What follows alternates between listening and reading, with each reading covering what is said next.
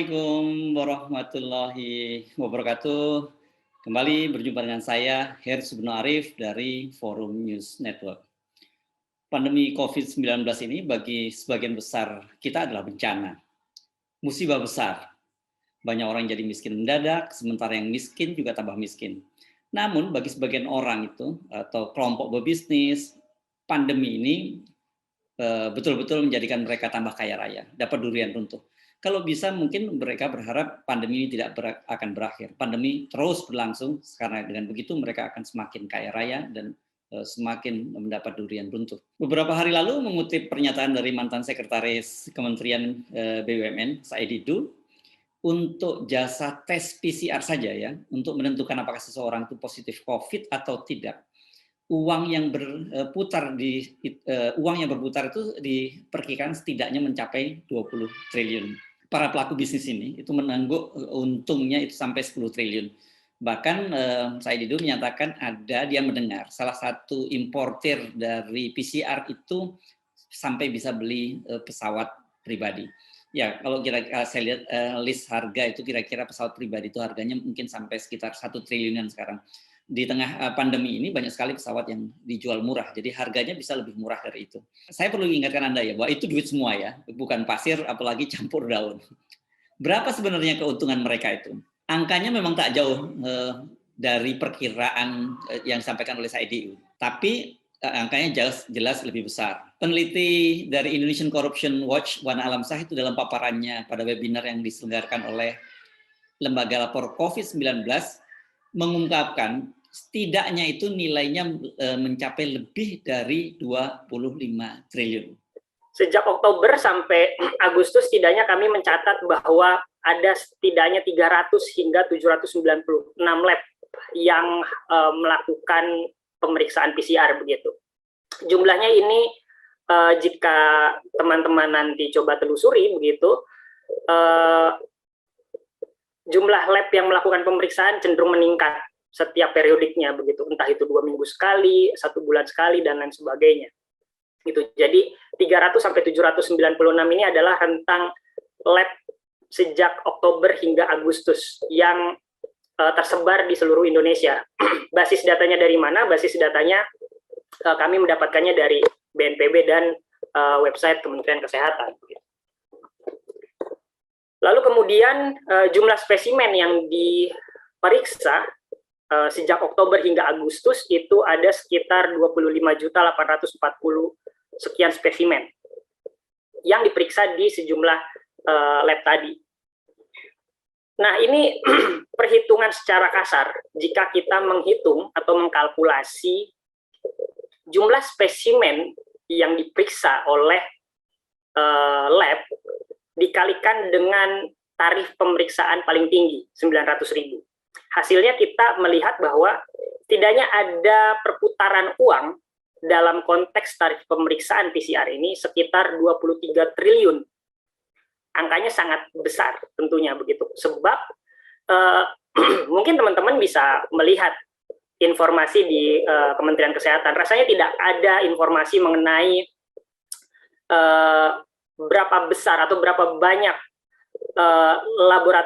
laboratorium yang memberikan atau menyediakan jasa pemeriksaan PCR begitu. Yang mereka tampilkan hanya jumlah atau list laboratorium yang melakukan pemeriksaan begitu. Dahsyat ya. Perlu dicatat, angka itu merupakan data itu yang bisa dikumpulkan dari bulan Oktober tahun 2020 sampai 15 Agustus tahun 2021.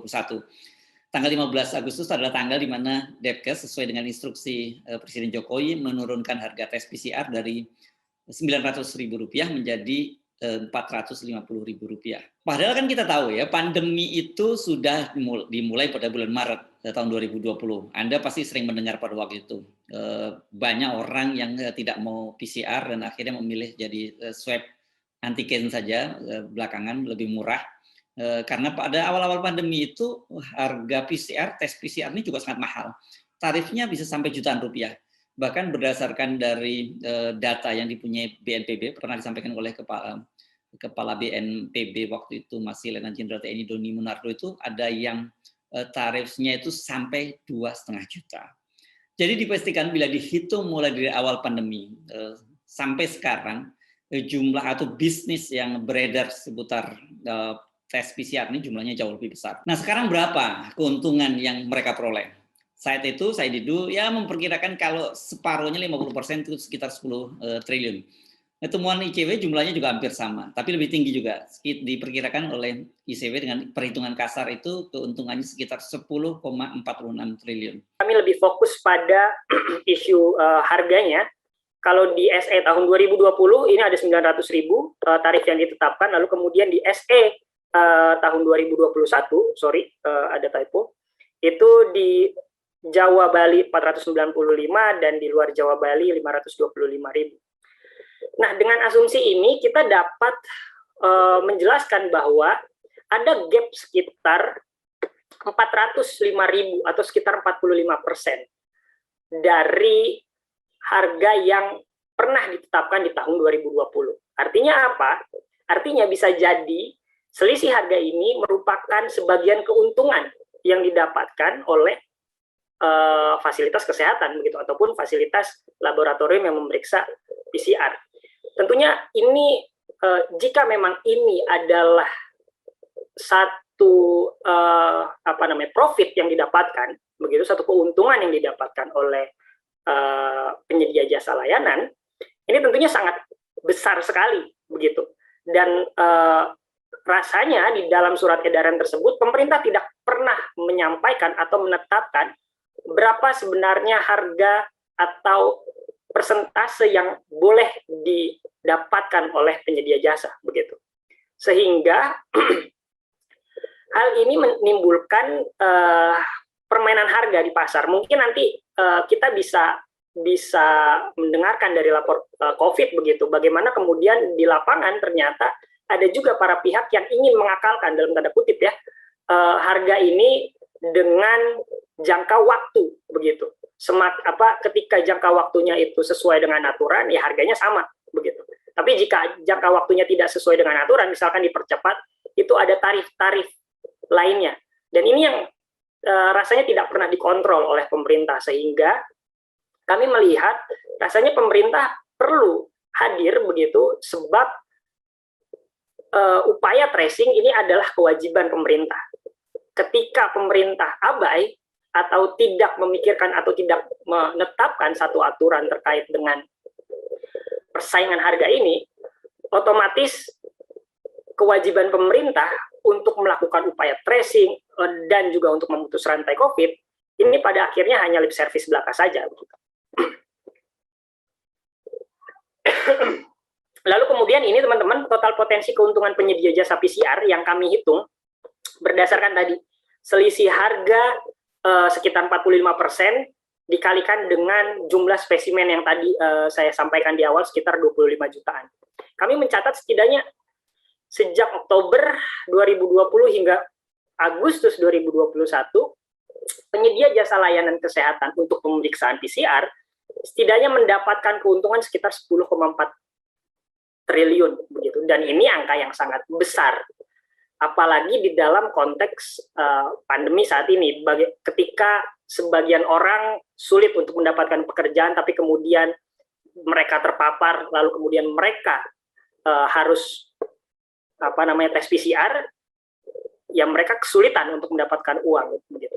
Dan ini rasanya yang belum pernah disampaikan oleh pemerintah, bagaimana kemudian ada regulasi yang mengatur tentang tadi penetapan harga. Angka 10 triliun lebih tadi, 10,46 triliun tadi itu sekali lagi merupakan data dari bulan Oktober 2020 sampai 15 Agustus 2021.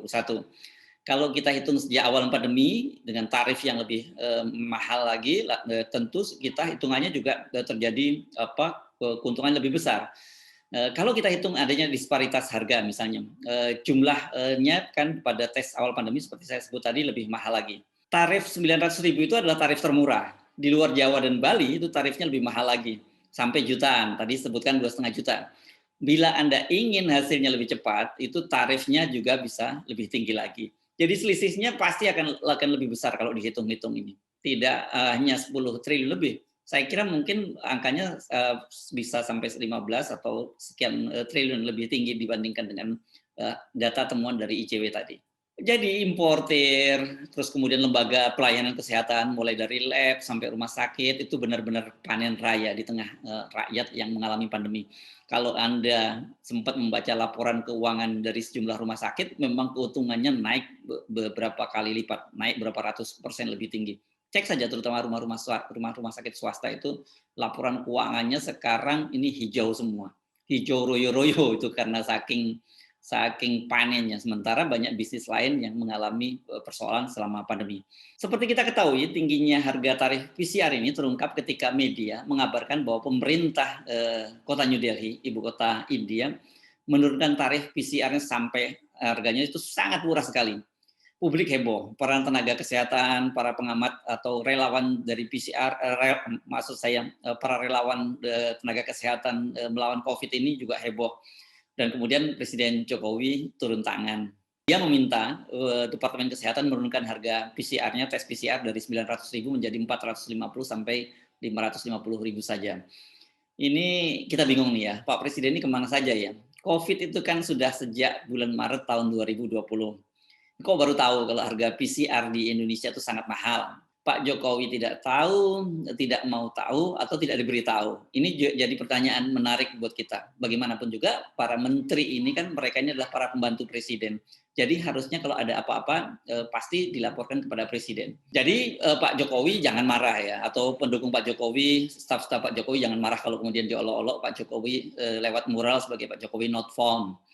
Jadi ketika rakyat butuh Pak Presiden, mereka tidak menemukan Pak Jokowi hadir. Benar sih, Pak Jokowi sempat hadir, bagi-bagi sembako. Tapi itu sifatnya sporadis, hanya untuk pencitraan dan hanya beberapa orang saja. Enggak semua orang yang bisa dapat sembako dari Pak Jokowi. Ada beberapa orang bahkan ketika kemarin di Grogol ya, Pak Jokowi juga bagi sembako, banyak yang enggak kebagian karena memang hanya terbatas. Bukan itu sebenarnya yang diharapkan oleh rakyat itu.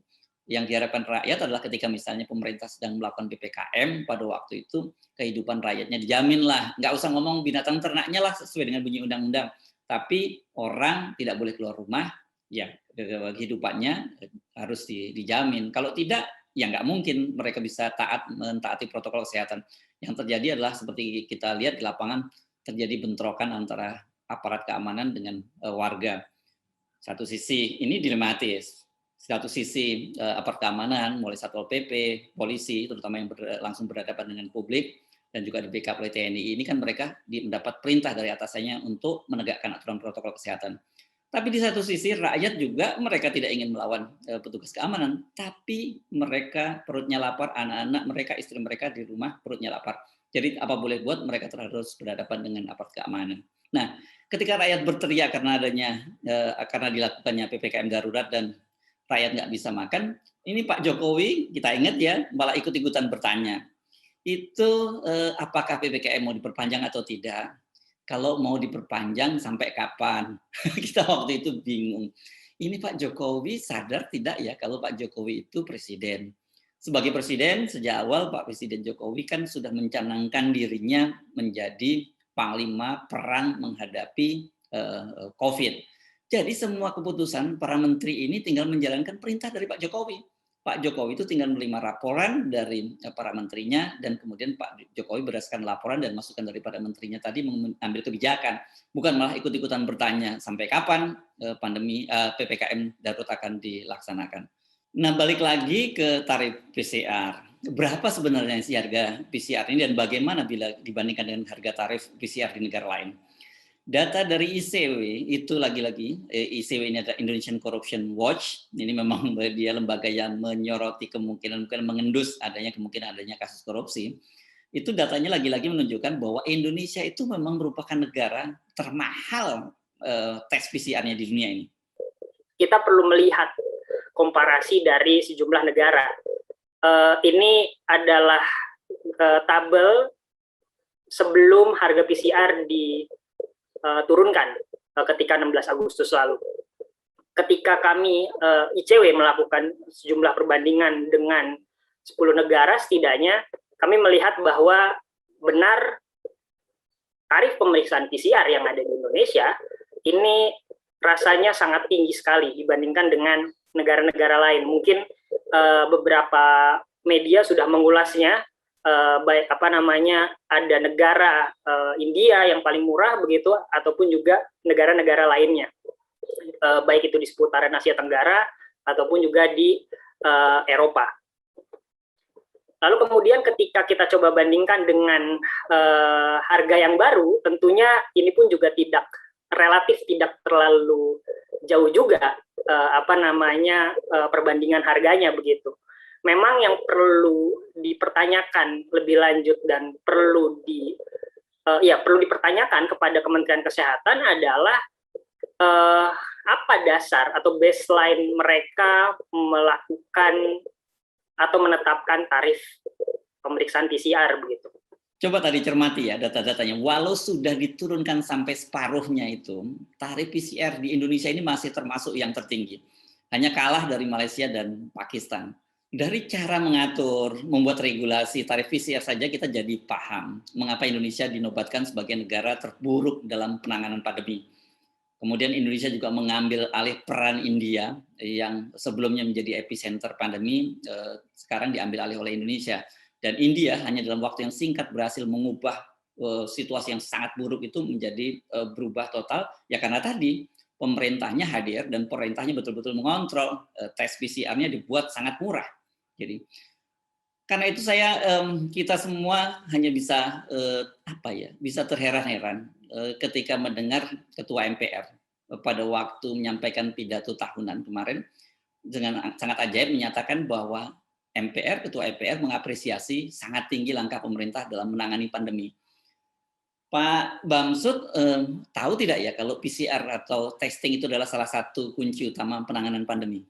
Bersama dengan 3M yang menjadi peran masyarakat, yakni memakai masker, menjaga jarak, dan mencuci tangan, itu yang tidak kalah pentingnya adalah program 3T yang dilakukan oleh petugas kesehatan, ya, tenaga kesehatan. Yakni testing, tadi berkaitan dengan PCR, kemudian tracing, ini berupa pelacakan mereka-mereka yang kontak erat dengan para penderita COVID, orang yang kedapatan positif COVID, kemudian treatment, ini yakni perawatan berupa layanan dari tenaga kesehatan dan fasilitas kesehatan. Sekarang kita makin jelas ya, bahwa terlalu banyak moral hazard ini, terlalu banyak orang yang bermain menangguk di air keruh penanganan pandemi COVID-19 ini. Perlu dicatat bahwa PCR ini hanya sebagian dari proses penanganan pandemi. Bagaimana dengan moral hazard di sektor lain? Mulai dari layanan rumah sakit, kemudian jaring pengaman sosial berupa bansos, karena kita tahu kemarin bansos juga sebelumnya dikorup oleh Menteri Sosialnya, dan kemudian yang terakhir juga kelihatan bahwa bansosnya itu sangat acak-adut. Semuanya itu dimainkan untuk kepentingan perorangan dan kelompok. Atau lebih jelasnya lagi, ada kepentingan-kepentingan partai tertentu yang memegang kekuasaan, bermain mulai dari penentuan dari siapa yang mendapat kuota impor, kemudian sampai penentuan harga, dan kemudian kalau bansosnya itu disunat, kemudian siapa yang mendapat paket bansosnya juga adalah kelompok-kelompok tertentu. Jadi semuanya betul-betul memanfaatkan pandemi ini untuk kepentingan pribadi dan kelompok masing-masing. Kok apes benar ya nasib kita ini, hidup di sebuah negara yang katanya jamrut katulistiwa, yang dulu katanya adalah surga dunia, tonggak dan batu kalau dilempar juga jadi tanaman. Yang sekarang terjadi pandemi COVID itu malah dijadikan bancakan. Saya Hersubno Arif dari Forum News Network. Sampai jumpa. Assalamualaikum warahmatullahi wabarakatuh. Tetap semangat, ya. Jangan putus asa. Percayalah di balik kesulitan ada kemudahan, dan di balik terowongan di ujung terowongan yang paling gelap itu akan ada cahaya.